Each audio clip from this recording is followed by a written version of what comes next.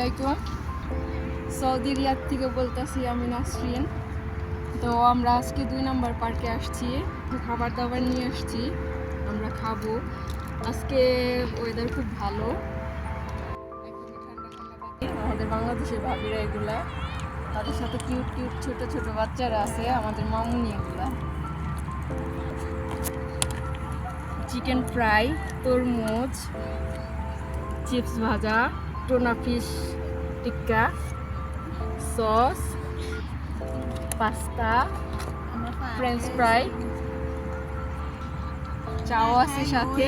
তো আমরা খাবো আর মজার মজার সময় কাটাবো। আমরা খেতে ভালোবাসি, ঘুরতেও ভালোবাসি।